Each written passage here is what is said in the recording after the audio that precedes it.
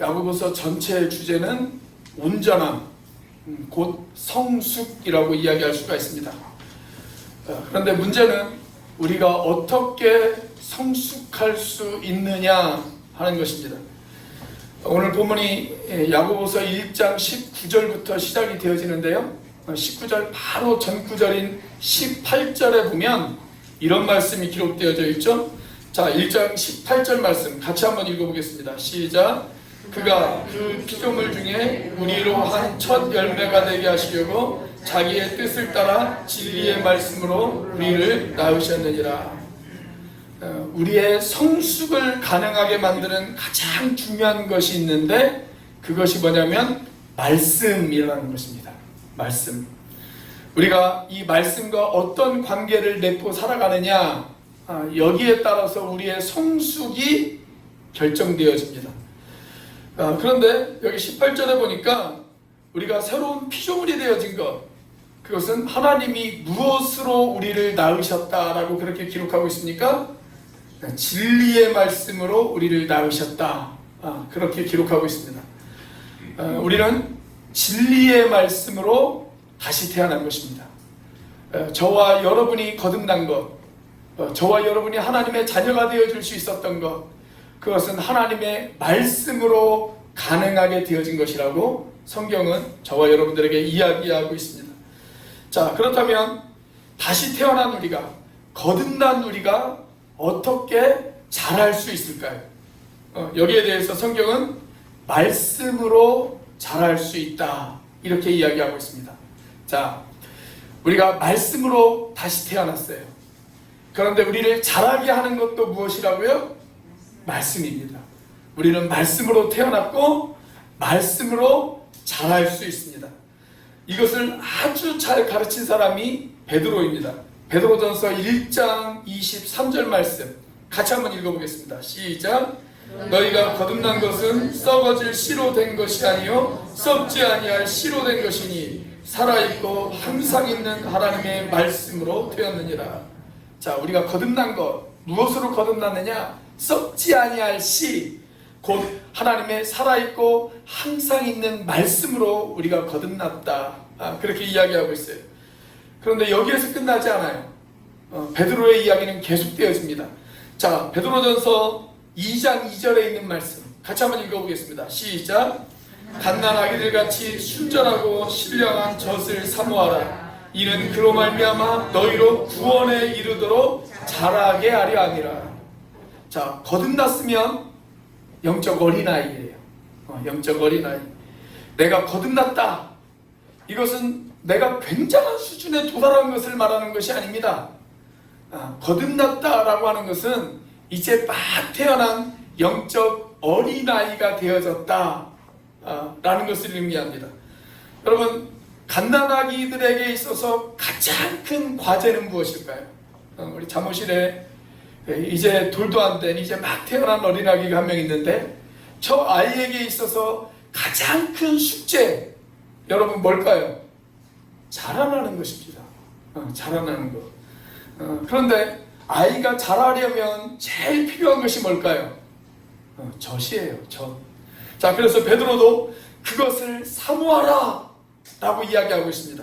순전하고 신령한 젖을 사모하라, 그렇게 기록하고 있잖아요. 즉 우리가 영적인 어린아이가 되었다라면, 내가 영적으로 거듭났다면 내가 사모해야 될 것, 그것은 순전하고 신령한 젖인 하나님의 말씀을 사모해야 된다, 그 말이에요. 자, 우리는 이 말씀으로 말미암아 자랄 수 있습니다. 말씀으로 성숙할 수 있습니다. 자, 그러니까 말씀을 먹을 줄 모르고 말씀을 묵상할 줄 모르는 사람, 여러분, 그 사람은 절대로 신앙이 성숙할 수 없어요. 말씀을 먹을 줄 알고 말씀을 묵상할 줄 알아야 그 사람의 신앙도 성숙할 수 있는 것입니다. 자, 오늘 본문은 이 말씀으로 우리의 신앙이 어떻게 성숙되어질 수 있는지, 거기에 대해서 세 가지로 우리에게 이야기를 하고 있습니다. 자, 첫 번째로 뭐냐면 말씀을 온유하게 받아야 합니다. 자, 그런데 말씀을 온유하게 받을 뿐만 아니라 그 말씀을 따라 행해야 한다, 그렇게 이야기합니다. 자, 그리고 한 걸음 더 나아가서 그 말씀을 나눌 줄 알아야 된다 라고 이야기하고 있습니다. 자, 우리 한번 따라서 해볼까요? 받으라, 행하라, 나누라. 우리 옆에 있는 분들하고 한번 인사해 보겠습니다. 받으십시오, 행하십시오, 나누십시오. 한번 인사해 보겠습니다. 예. 말씀을 통해 영적인 성숙을 이루는 첫 번째 방법, 일단 말씀을 받을 줄 알아야 됩니다. 말씀을 받아야 됩니다. 우리가 정말 영적으로 성숙하고 성장해 가려고 한다면 말씀을 제대로 받을 줄 아는 사람이 되어져야 됩니다.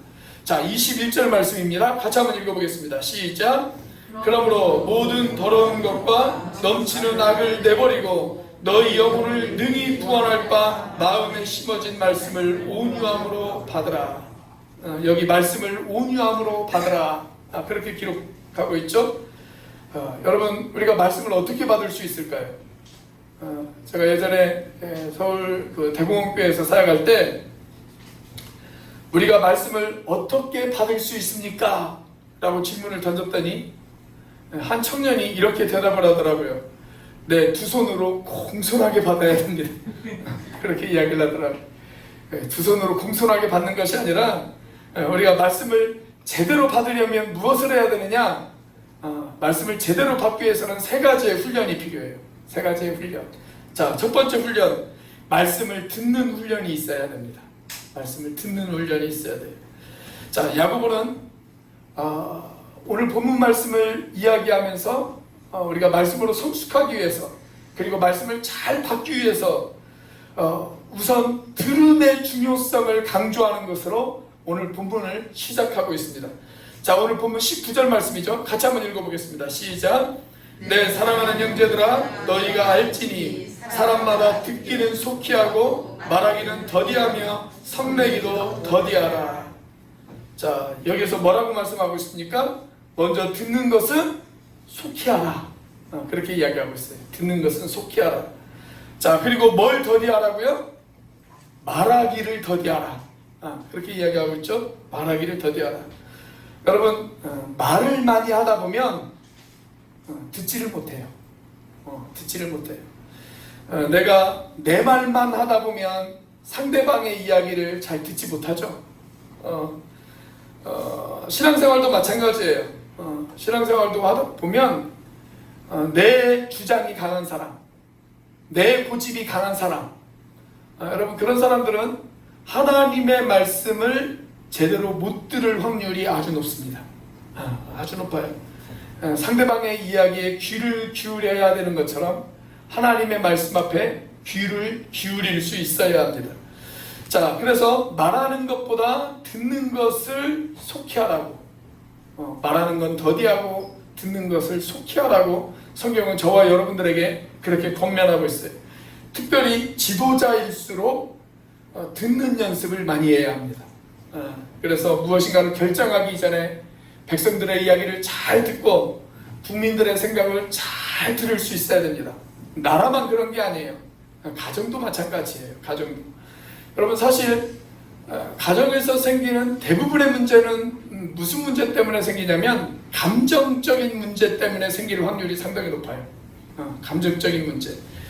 서로의 감정을 잘 들어주면 부부 사이에 큰 문제가 생기지는 않습니다. 예를 들어서 아내가 남편 때문에 기분이 좀 상했어요. 그래서 남편에게 이야기합니다. 여보, 나 당신 때문에 기분이 상했어. 이렇게 이야기를 해요. 그러면 남편이, 그래? 내가 그렇게 행동한 것이 당신 마음을 속상하게 했구나. 미안해. 라고 이야기하면 아내 기분은 금방 풀릴 수 있어요. 그런데 여보, 나 당신 때문에 기분이 상했어 라고 이야기했는데 남편이 이야기하기를, 에이, 뭐 별것도 아닌데 그거 가지고 속이 상해. 밴댕이 소갈딱지도 아니고. 이렇게 이야기한다고 한번 생각을 해보세요.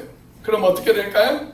나는 내 감정을 말했는데 상대방에 의해서 내 감정이 무시당했단 말이죠. 그러면 마음의 문을 닫아버려요.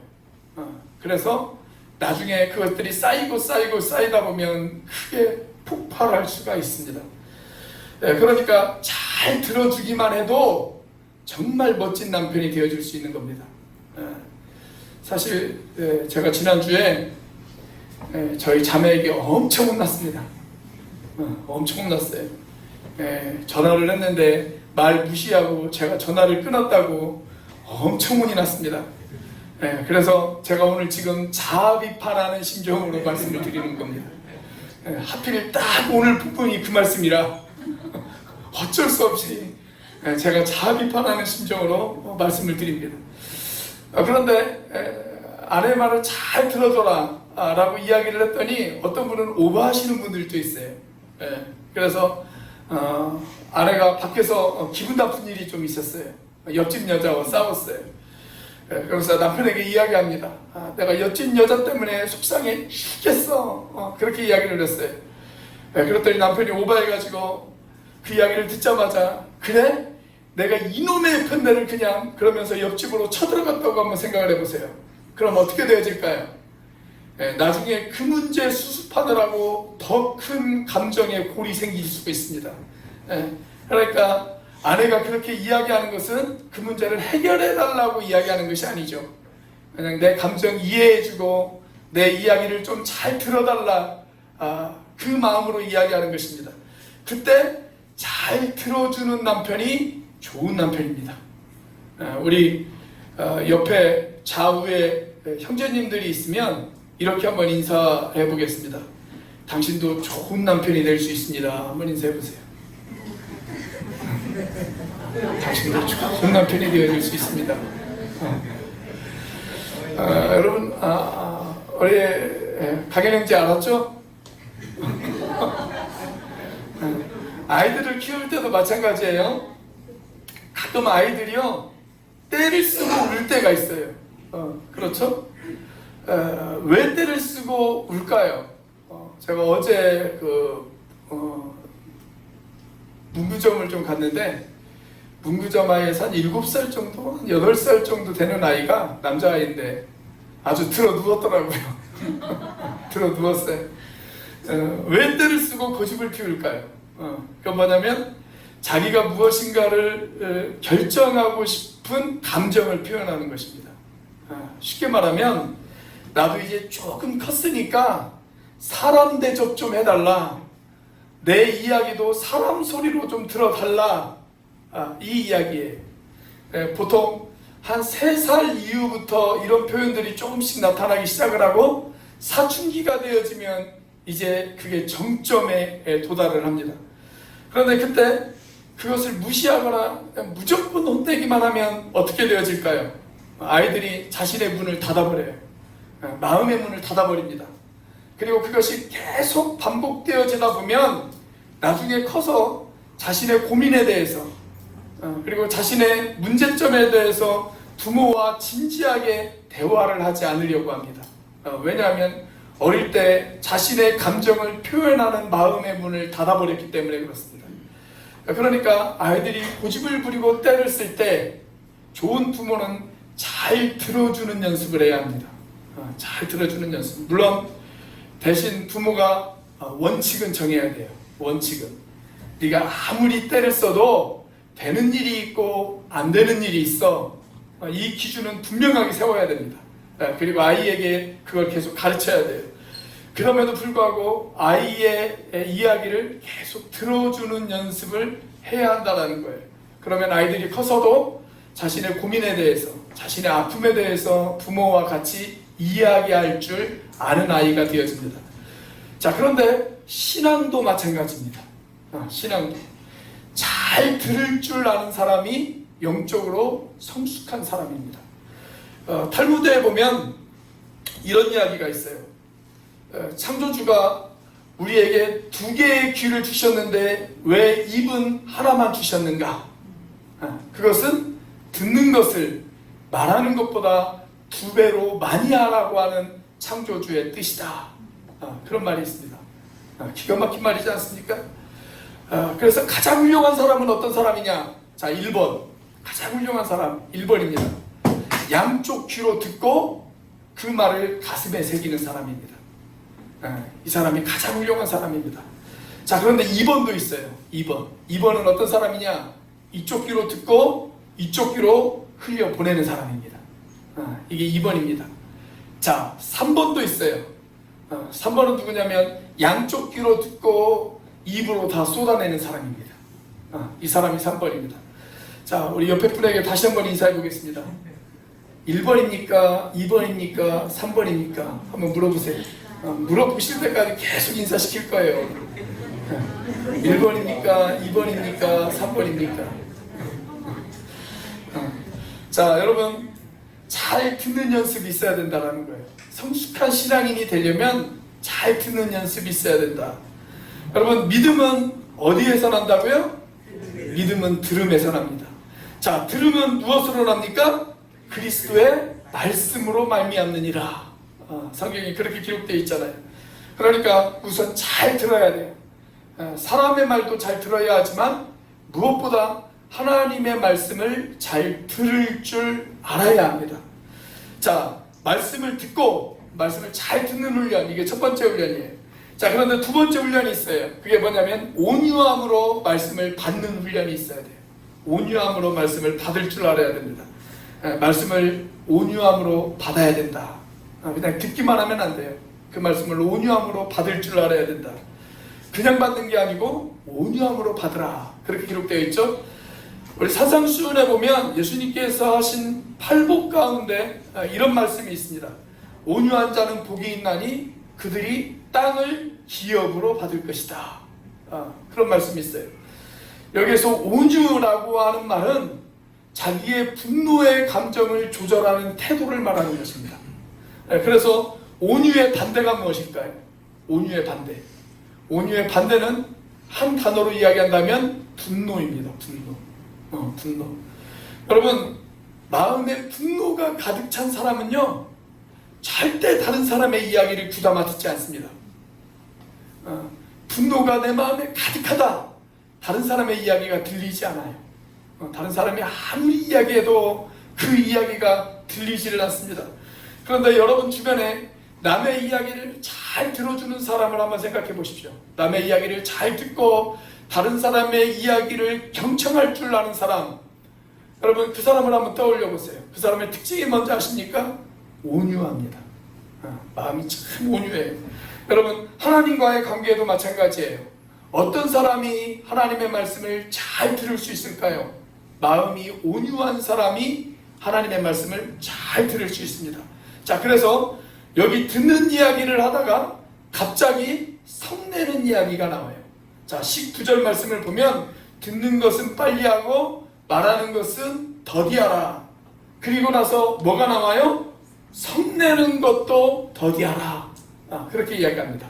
성내는 것도 더디하라. 자, 그리고 20절 말씀 같이 한번 읽어보겠습니다. 시작. 사람이 성내는 것이 하나님의 의를 이루지 못함이라. 여기 보면 두 개의 문장이 아주 대칭을 이루어서 등장을 하고 있죠. 사람의 성냄이 나오고 하나님의 의가 나옵니다.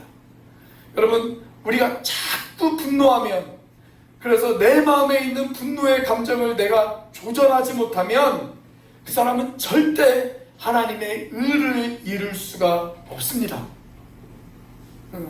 여러분, 알렉산더 대왕 아시죠?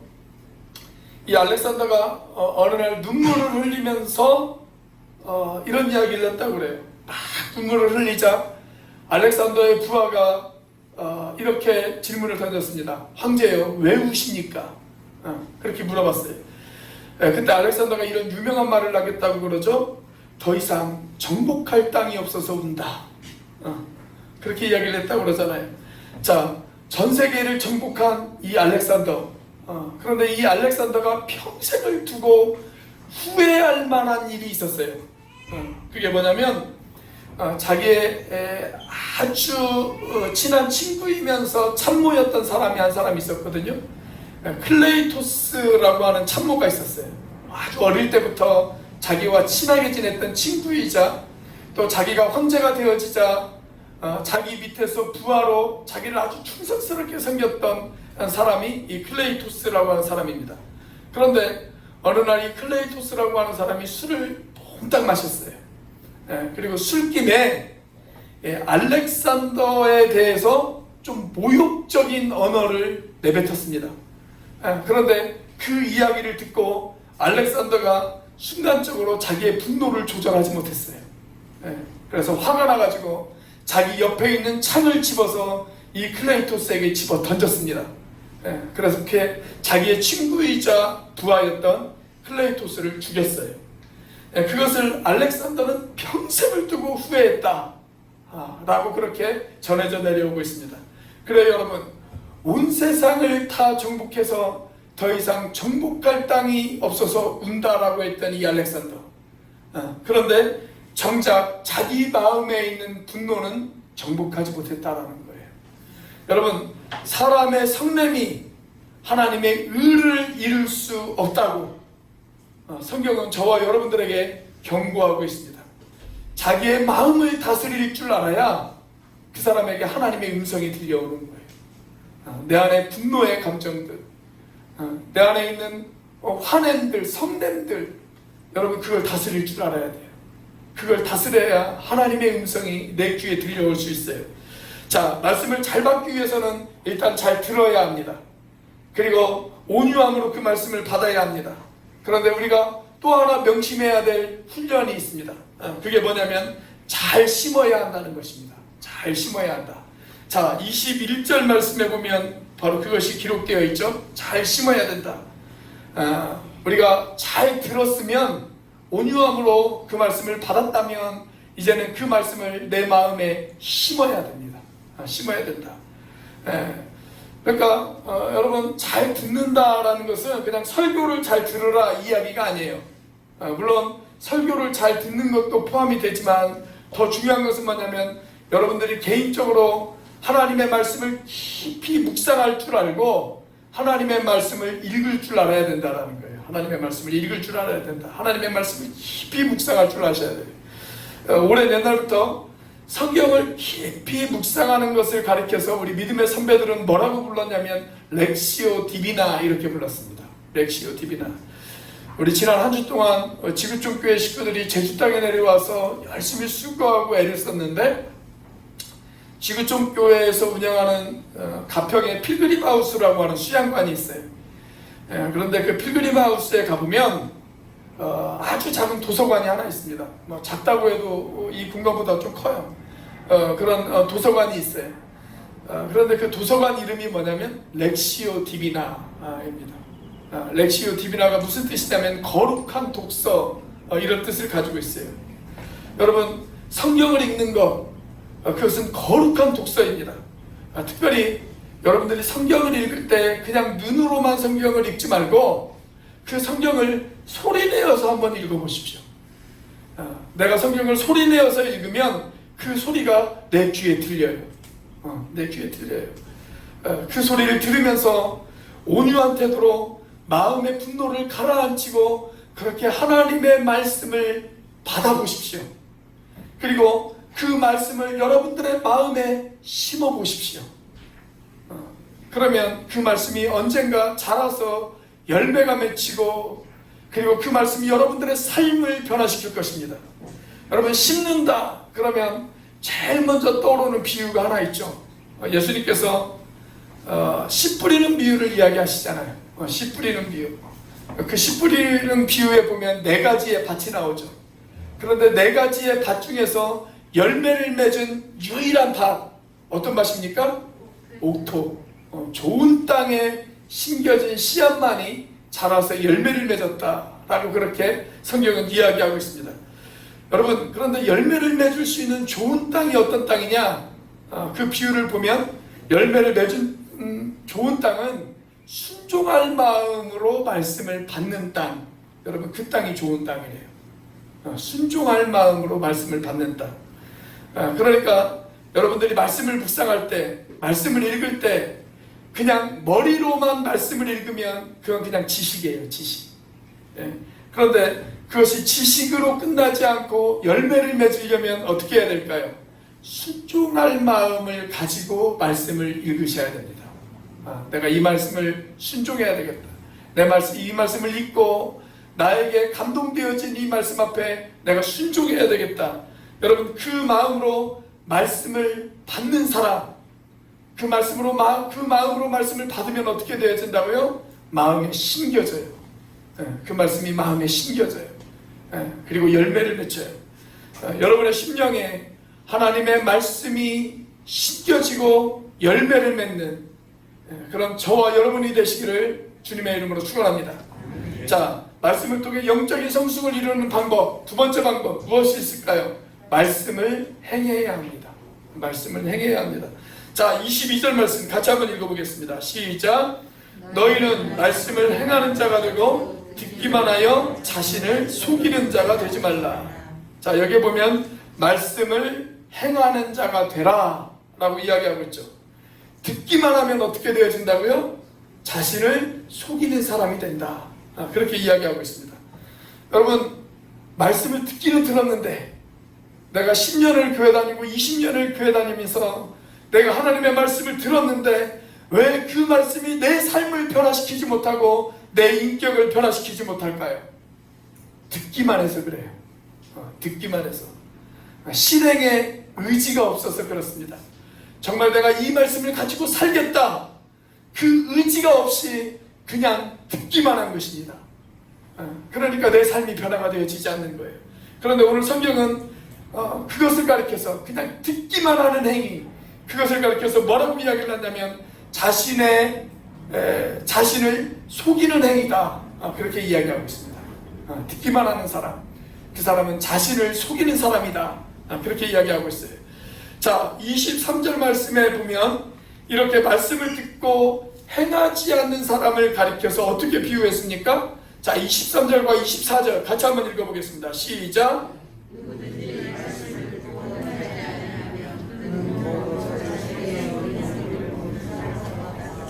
제 자신을 보고 가서 그 모습이 어땠는지를 곧 잊어버리거니와. 자, 오늘 아침 여러분들이 교회 오실 때 다 거울 보셨죠? 뭐 꽃단장까지는 아니더라도 다 거울을 한 번 정도는 보고 오셨을 것입니다. 거울을 보면 내 모습이 드러나죠. 내가 지난밤에 자면서 막 헝클어진 머리의 모습도 보이고요. 어떤 분은 침 흘린 모습도 보이고요. 다 보인단 말이죠. 그런데 그 모습을 보고, 야, 내가 간밤에 잠을 참 험하게 잤구나, 그렇게 생각만 하고 고치지 않고 그냥 이 자리에 나오신 분 계십니까? 아마 그런 분은 한 분도 안 계실 겁니다. 여러분, 우리가 거울을 보는 이유는 뭐예요? 거울을 보는 이유, 거울을 보고 바로 잡으려고 거울을 보는 거죠. 헝클어진 머리가 있으면 정돈하고, 침이 묻었으면 그거 닦고, 무엇인가 틀어져 있으면 그걸 바르게 잡고, 우리가 그러려고 거울을 보는 것 아니겠습니까? 자, 여러분, 하나님의 말씀은 바로 거울과 같다라고 이야기하고 있어요. 하나님의 말씀은 거울과 같다. 그 말씀을 보면 내 모습이 보여요. 내 틀어진 모습이 보여요. 내 엉클어진 모습들이 보여요. 그 모습을 보고, 그리고 나를 바로잡는 사람, 그 사람이 바로 성숙할 가능성이 있는 사람이라는 거예요. 그런데 말씀을 보고 그냥 그것을 바로잡지 않고 행함이 없다, 그러면 어떻게 되어진다고요? 거울만 보고 그냥 온 사람이다 라는 것입니다. 말씀은 잘 알아요. 이론적인 것은 기가 막히게 잘 알아요. 그런데 정작 헌신해야 할 자리에서 헌신하지 않아요. 땀 흘려야 할 자리에서 같이 땀 흘리지 않아요. 헌신하고 수고하고 애써야 할 자리에서 나를 피해요. 알기는 기가 막히게 잘하는데 행함이 없어요. 행함이. 그런 사람은 어떤 사람이라고요? 듣기만 하고 행함이 없다면 거울을 보고 잊어버리는 자와 똑같다. 성경은 그렇게 이야기하고 있습니다. 자, 그런데 여기 25절이 뭐라고 말씀하고 있습니까? 자, 25절 같이 한번 읽어보겠습니다. 시작. 자유롭게 하는 온전한 율법을 들여다보고 있는 자는 듣고 잊어버리는 자가 아니요 실천하는 자니 이 사람은 그 행하는 일에 복을 받으리라. 자, 여기에서 율법이 뭐예요? 말씀이죠. 말씀. 자, 그런데 그 율법을 가리켜서 우리를 자유롭게 하는 온전한 율법이다, 그렇게 이야기하고 있어요. 우리를 자유롭게 하는 온전한 율법이다. 여러분, 하나님의 말씀이 우리에게 주는 최대 유익이 무엇이냐면 우리를 자유롭게 한다는 거예요. 우리를 자유롭게 해요. 예수님도 뭐라고 하셨어요? 진리를 알지니 진리가 너희를 자유케 하리라. 그렇게 말씀하셨잖아요. 우리가 정말 말씀 안에 있으면 우리의 영혼이 자유함을 누릴 수가 있어요. 진정한 자유함을 누릴 수가 있습니다.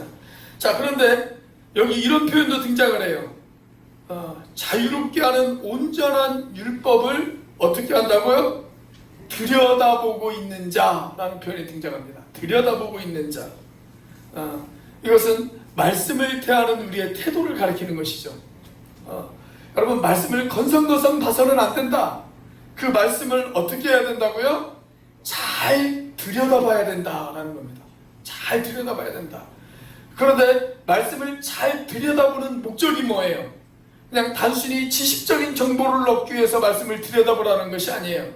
내가 이 말씀을 가지고 어떻게 살아야 될 것인가, 그 실천을 목적으로 들여다보라라는 것입니다. 실천을 각오하고 실천한 마음을 가지고 그 말씀을 들여다보라는 거예요. 그것이 성경을 묵상하는 바른 자세다라는 것입니다. 그래서 여러분, 말씀 묵상의 마지막 최고 결론, 최고 결과, 그건 뭘까요? 말씀을 적용하는 거예요. 말씀을 적용하는 것, 내 삶에 말씀을 적용하는 것, 그것이 영성이고 그것이 능력이고 그것이 바로 경건입니다. 자, 이렇게 말씀을 묵상하고 그 말씀을 통해 나를 발견하고, 그리고 나를 발견했다면 이제 말씀을 통해 실천해서 나 자신을 바로잡는 사람, 그 사람은 어떻게 되어질까요? 여기 보면 그 사람에게 주어지는 결과가 있어요. 무슨 결과입니까? 이런 사람은 그가 행하는 일에 복을 받을 것이다. 그렇게 이야기하고 있습니다. 그냥 말씀 있고 그것으로 끝나버리면 안 돼요. 내가 그 말씀대로 살 때, 그리고 그 말씀으로 내 인격을 다듬어 나갈 때, 그때 비로소 저와 여러분들에게 복이 되어지는 줄로 믿으시기를 바랍니다. 자, 말씀을 통해 영적인 성숙을 이루는 방법 무엇일까요? 마지막 세 번째로 말씀을 나눠야 합니다.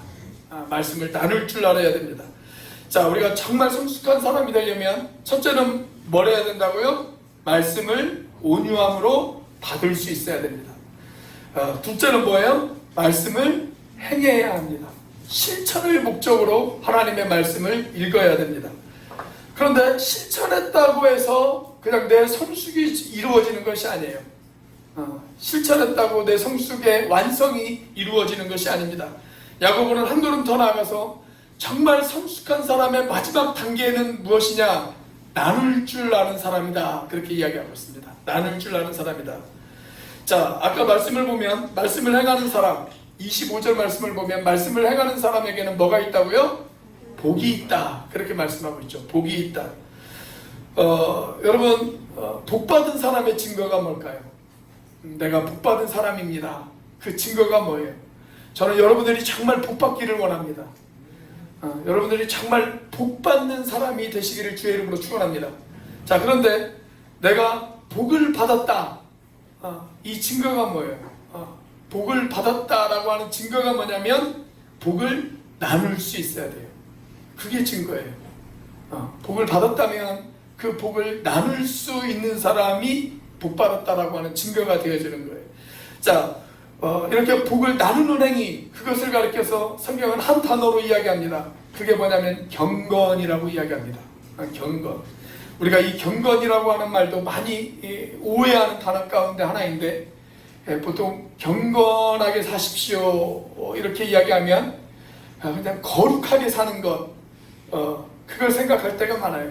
자, 그런데 오늘 야고보는 그것을 경건이라고 이야기하지 않아요. 그냥 성경책 옆에 끼고 거룩한 사람인 것처럼 보이는 것, 그게 경건이 아니라고 이야기합니다. 자, 야고보가 이야기하는 경건이 뭘까요? 한 세 가지 정도로 이야기할 수가 있어요. 야고보가 이야기하는 경건. 자, 경건의 첫 번째 단계는 뭐냐면 일단 언어를 조절하는 것입니다. 언어를 조절하는 것. 자기 혀를 다스리지 못하면 절대 경건한 사람이 되어줄 수가 없습니다. 26절이죠? 26절 같이 한번 읽어보겠습니다. 시작. 누구든지 스스로 경건하다 생각하며 자기 혀를 재갈 물리지 아니하고 자기 마음을 속이면 이 사람의 경건은 헛것이라. 저와 여러분의 경건을 한순간에 물거품으로 만드는 것이 있는데, 그것이 뭐냐면 혀를 잘못 사용하는 것입니다. 혀를 잘못 사용하는 것. 오늘 말씀은 그것을 가리켜서 혀를 재갈 물리는 것이라고 그렇게 표현을 해놓았어요. 쉽게 화내고, 그리고 말을 잘못해서 다른 사람들에게 상처를 주고, 여러분, 그래서 손해보는 일들이 얼마나 더 많이 있습니까? 그래서 혀를 잘 다스릴 수 있어야 된다. 그 사람이 경건한 사람이다 라고 이야기하고 있어요. 여기에 대해서는 야고보서 3장에 가면 아주 자세하게 설명을 해놓고 있습니다. 자, 경건의 두 번째 단계, 새 속에 물들지 않는 것입니다. 새 속에 물들지 않는 것. 자, 27절 마지막에 보면 이런 말씀이 있어요. 자기를 지켜 새 속에 물들지 아니하는 그것이니라. 그렇게 기록되어 있어요. 세상과 달라야 된다는 거예요. 세상과 다른 것이 있어야 세상에게 나눠줄 것이 있습니다. 여러분, 제 말을 한번 잘 생각해 보세요. 세상과 다른 것이 있어야 나눌 것이 있어요. 나눌 것. 여러분, 우리가 세상과 똑같으면 세상에게 줄 게 없어요. 어떤 사람이 세상 사람들하고 똑같이 산다고 한번 생각을 해보세요. 예수 믿는 사람인데 세상 사람들과 똑같이 살아요. 그러면 그 사람에게 무슨 매력이 있겠어요? 아무 매력이 없어요. 뭔가 세상 사람들과 달라야 매력이 있지 않겠습니까? 그런데 우리가 조금 달라요. 분명히 조금 달라요. 경제적으로 힘들고 어려운데 그럼에도 불구하고 웃음이 있어요. 나도 힘든데 내 옆에 더 힘든 사람을 챙겨주고 그 사람을 돌봐줘요. 남들은 암에 걸리면 막 하늘을 원망하고 불평하고 그리고 온갖 욕설들을 내뱉기 시작을 하는데, 그런데 그 속에서도 기뻐하고 그 속에서도 감사하단 말이죠. 그러면 여러분, 다른 사람들이 봤을 때, 세상 사람들이 봤을 때 분명히 뭔가 다르거든요. 야, 너는 뭔가 다르구나. 너희는 우리들과 같지 않구나. 너는 정말 다른 것 같아. 어떻게 그렇게 살 수가 있어? 그럴 때 우리가 복음을 전할 수 있고, 그럴 때 우리가 나눌 것이 있단 말이에요. 그래서 여러분, 세상과 달라야 나눌 것이 있습니다. 우리 같이 한번 따라서 해볼까요? 세상과 달라야 나눌 것이 있습니다. 자, 그리고 마지막 경건의 절정. 사실 야고보가 지금 그것을 강조하고 싶어서 앞에 것들을 이야기하는 것입니다. 자, 마지막 27절 말씀 다시 한번 읽어볼까요? 시작. 하나님 아버지 앞에서 정결하고 더러움이 없는 경건은 곧 고아와 과부를 그 환난 중에 돌보고. 우리가 뭘 안 하는 것만이 경건이 아니에요. 내가 술을 안 마시고, 내가 담배 안 피고, 내가 죄 안 짓고, 주일 안 빠지고, 11조 안 빼먹고, 여러분, 그것만이 경건이 아닙니다. 그것도 중요한 경건의 품목이 되어질 수 있지만, 경건의 항목이 되어질 수 있지만, 오늘 야고보는 더 적극적인 경건을 이야기하고 있어요. 더 적극적인 경건. 무엇을 안 하는 소극적인 경건이 아니라 무엇을 하는 적극적인 경건을 이야기하고 있습니다. 그 적극적인 경건이 뭐예요? 고아와 과부를 돌아보는 것이라고 이야기합니다. 고아와 과부를 돌아보는 것. 사실 야고보가 지금 그것을 강조하고 싶은 거예요. 그런데 2장 말씀에 보면 그걸 계속적으로 이야기해요. 우리가 다음 주부터 살펴볼 2장에 보면 이 이야기를 계속 강조합니다. 그래서 경건한 신앙은 어떤 신앙이냐? 경건한 신앙은 나누며 돌보는 신앙이다 라고 이야기합니다. 나누며 돌보는 신앙이다. 그것이 꼭 고아와 과부들만을 대상으로 하는 것은 아니에요. 내 지체가 옆에서 힘들고 어려울 때 찾아가서 위로하고 같이 아픔을 느끼고 같이 눈물을 흘려주는 것, 그게 뭐예요? 그게 바로 경건의 절정이다 라고 그렇게 이야기하고 있어요. 여러분, 누군가 힘들어 아파합니다. 누군가 눈물을 흘리고 있습니다. 누군가 마음에 상처를 받았습니다. 그때 그 사람의 그 아픔을 끌어안고 같이 눈물을 흘리면서 기도해 줄 줄 아는 것, 그것이 바로 경건의 절정이라고 성경은 저와 여러분들에게 이야기하고 있어요. 특별히 코로나 때문에 또 경제적인 위기 때문에 많이 힘들어하는 지체들이 있습니다. 여러분, 그들을 가슴에 끌어안고 같이 눈물을 흘리면서 기도해 줄 아는 저와 여러분들이 되었으면 좋겠습니다. 우리가 그렇게 성숙한 삶을 사모하고 이런 성숙한 삶을 살아내는 저와 여러분들이 되시기를 주님의 이름으로 축원합니다. 기도하시겠습니다.